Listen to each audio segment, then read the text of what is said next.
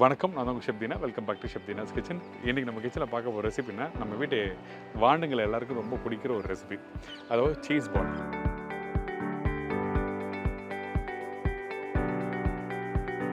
இந்த cheese ball பண்ணும்போது நம்ம வீட்டில் இருக்க பொருள் வச்சு பண்ண முடியுமாங்கன்னா கண்டிப்பாக பண்ண முடியும், டக்குன்னு பண்ண முடியும்.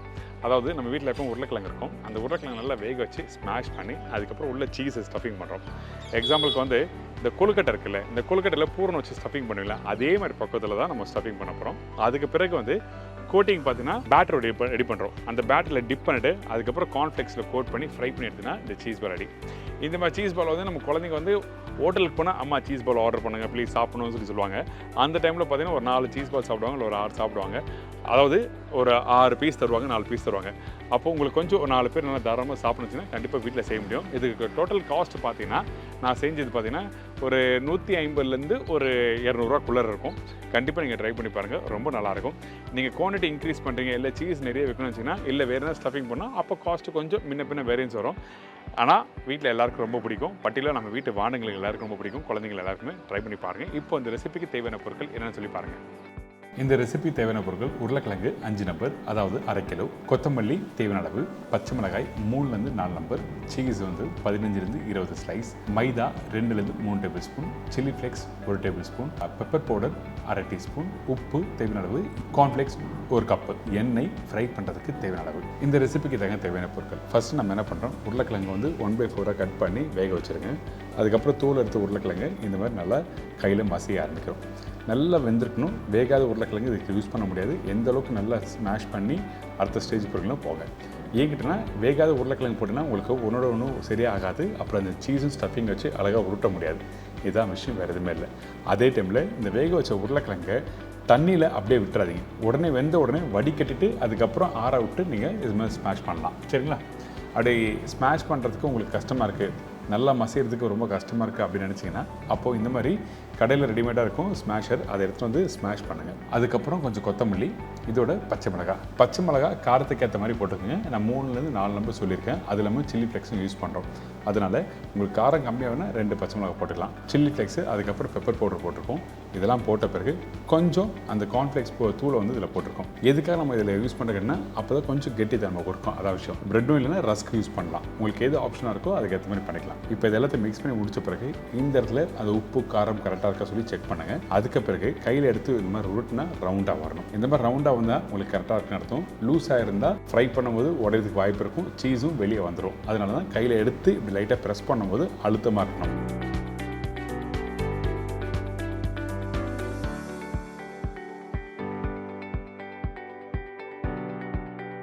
இதுக்கு பிறகு நம்ம என்ன பண்ணுறோம், சீஸு. இந்த சீஸ் ஸ்லைஸ் வந்து மார்க்கெட்டில் கண்டிப்பாக இருக்கும், இல்லை சூப்பர் மார்க்கெட் போங்க கண்டிப்பாக கிடைக்கும்.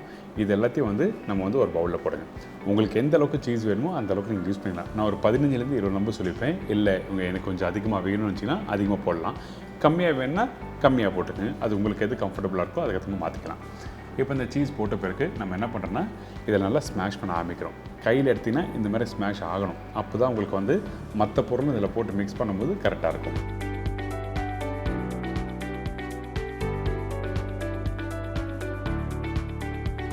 இதுக்கப்புறம் கொஞ்சம் கொத்தமல்லி. ஆக்சுவலாக பார்த்தீங்கன்னா பார்ஸ்லி போடுவாங்க.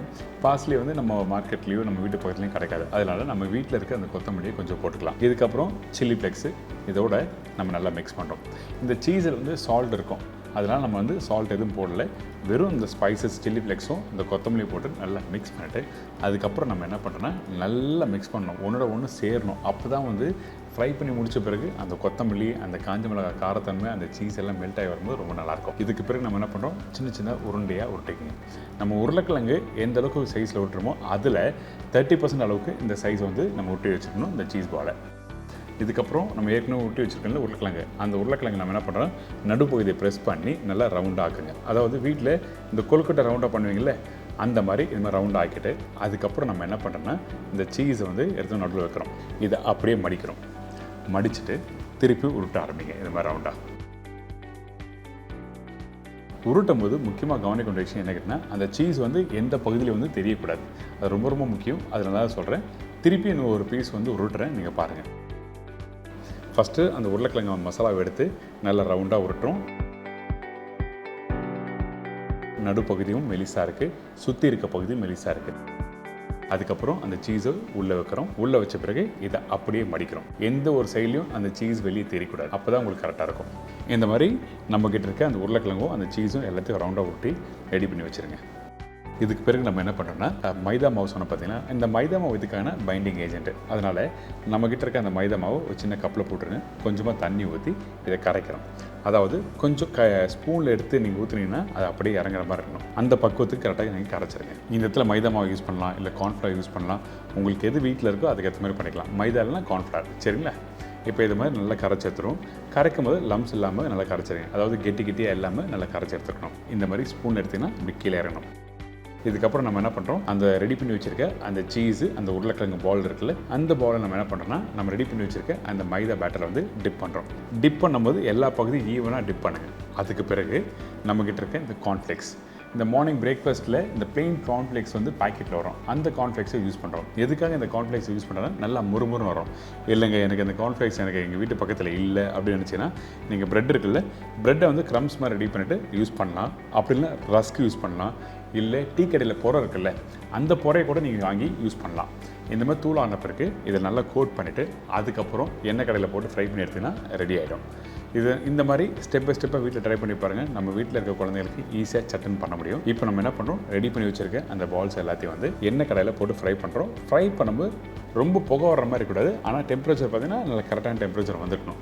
ரொம்ப லோ ஃப்ளேமில் டெம்பரேச்சர் நீங்கள் போட்டிங்கன்னா ஃப்ரை ஆகும்போது அந்த சீஸ் பால் உடையிறதுக்கு வாய்ப்பு இருக்கும். அதனால் நம்ம என்ன பண்ணுறோம், கரெக்டான சூடில் வச்சு இந்த மாதிரி 1 by 1 போட்டு எடுத்திங்கன்னா கோல்டன் ப்ரௌனில் ஒரு சூப்பரான சீஸ் பால் ரெடி. இந்த மாதிரி சீஸ் பால் வந்து ஒரு 4 பீஸில் 5 பீஸ் நீங்கள் கடையில் போய் வாங்கினீங்கன்னா குறைஞ்சபட்சம் எவ்வளோ சொல்லுவாங்க, 300 ரூபா இல்லை 250 ரூபா சார்ஜ் பண்ணுவாங்க. நீங்கள் அதிகபட்சம் நீங்கள் 200 ரூபா வீட்டில் ஸ்பெண்ட் பண்ணாலே 30லேருந்து 40 பீஸ் வரும். இப்போ இந்த சீஸ் பால் ரெடி பண்ண பிறகு உடச்சி எடுத்து அப்படி பார்த்தீங்கன்னா இந்த மாதிரி தான் இருக்கும் இந்த சீஸ் பால். நம்ம வீட்டில் இருக்க கிட்ஸ் எல்லாருக்கும் ரொம்ப பிடிக்கும்.